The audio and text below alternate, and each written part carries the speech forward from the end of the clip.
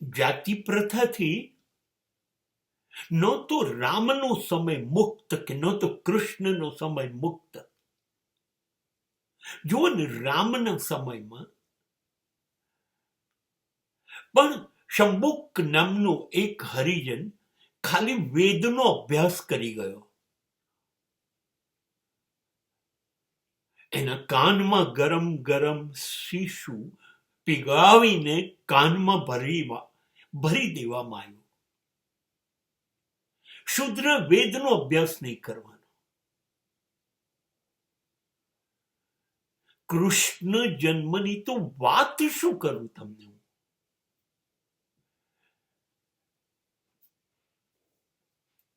દ્રોણાચાર્ય પાસે એકલવ્ય ભણવા જાય છે, ના પાડી દે છે.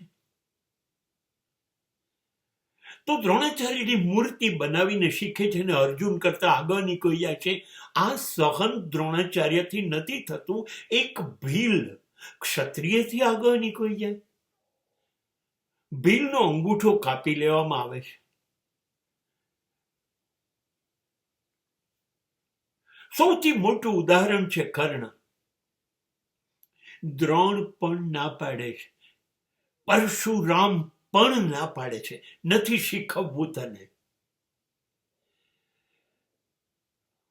અને કર્ણ પરશુરામ પાસેથી જુઠ્ઠું બોલીને શીખી લે છે.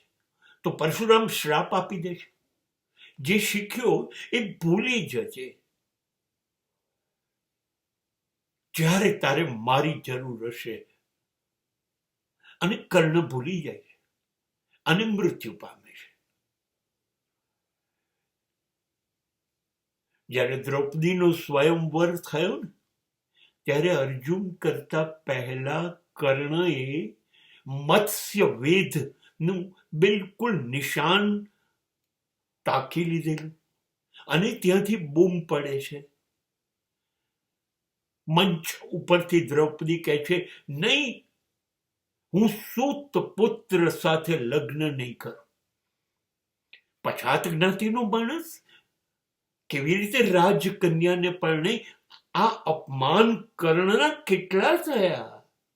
દ્રોણાચાર્ય ના પાડે, પરશુરામ ના પાડે, દ્રૌપદી ના પાડે. જાતિ પ્રથા રામ અને કૃષ્ણ, ભીષ્મ અને દ્રોણ ના સમયમાં પણ હતી. પછાત અને નબળી જાતિઓનું ત્યારે પણ શોષણ થયું હતું. ત્યારે પણ બ્રાહ્મણ મહાન, ક્ષત્રિય મહાન. પછાત જ્ઞાતિને આજ સુધી